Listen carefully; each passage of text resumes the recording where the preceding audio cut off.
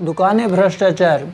एक बार मेरे कुछ खास दोस्त कर रहे थे कुछ खास बात, खड़े गुदड़ी बाजार चौराहे पर, डाले हाथों में हाथ, था अपनों का जो साथ। मैं उधर से निकला, मैंने पूछा आखिर क्या सभा चल रही है, तो उन्होंने बताया कि तुम ही कुछ उपाय बताओ, इस बेरोजगारी से मुक्ति दिलाओ। मैंने कहा अभी तक क्या क्या डिसीजन लिया, तो उन्होंने कहा, किसी ने कहा जूते चप्पल की दुकान खोल लो, किसी ने कहा कपड़े की दुकान खोल लो, इसका डिमांड जीवन के पहले और मरने के बाद तक है। तो किसी ने कहा कॉस्मेटिक्स की दुकान सबसे अच्छी चलेगी, इसमें बहुत ज़्यादा फ़ायदा है, रोज़ अच्छे अच्छे लोगों से मिलना जुलना होगा। मैंने कहा बेटे कभी कॉस्मेटिक्स की दुनिया में मत जाना, नहीं तो बाद में पड़ेगा बहुत पछताना।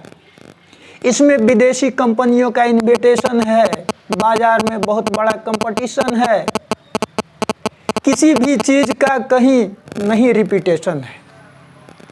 उन्होंने कहा ठीक है, तो तुम ही कोई उपाय बताओ। मैंने कहा खोल ले दुकानें भ्रष्टाचार, आज की दुनिया में सबसे अच्छी चलेगी, इसका मार्केट कभी गिरने वाला नहीं है। आखिरकार दिन, तिथि और तारीख निर्धारित की गई। अभी दुकान का शटर ऊपर ही किया गया था कि लोगों की एक लंबी कतार दुकान के आगे खड़ी हो गई। कोई कह रहा था मुझे ऑटोमेटिक भ्रष्टाचार चाहिए, किसी को मेड इन चाइना चाहिए, किसी को हाई क्वालिटी चाहिए। मैंने कहा स्टॉप प्लीज़, इन सब का एक लिमिटेड कोटा आता है जो कि कोई बड़ा उद्योगपति या हमारे देश का मंत्री ही खरीद पाता है, ये आपके बस की चीज़ नहीं है। अभी लोग जा ही रहे थे कि एक बुजुर्ग लाठी टेकते हुए दुकान की सीढ़ियों पर ऊपर चले आए। उन्होंने कहा बेटा कोई सेकेंड हैंड भ्रष्टाचार तुम्हारी दुकान में है क्या? मैंने कहा दादा हमारे दुकान में मात्र एक सेकेंड हैंड भ्रष्टाचार है जिसने कि हमारी दुकान को बदनाम कर दी है, पूरा दुकान को जाम कर दी है।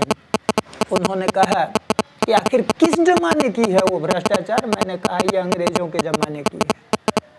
उन्होंने कहा तो फिर इसे मुझे दे जा, चेक, नगद या ऑनलाइन कैश ले जा। मैंने कहा दादा मैंने आपको समझाया, क्यों नहीं मान रहे हो? वो किसी काम की नहीं है। तो उन्होंने कहा मैं जानता हूँ पर इसकी ज़रूरत मुझे ही है। मैंने कहा आखिर आप करते क्या? उन्होंने कहा मैं पेशे से एक शिक्षक था और मैं जानता हूँ कि अंग्रेज़ों के ज़माने की भ्रष्टाचार शिक्षा को नई ऊंचाइयों पर ले जाएगी, क्योंकि उस ज़माने में शिक्षा में भ्रष्टाचार का कोई तुक नहीं था। धन्यवाद।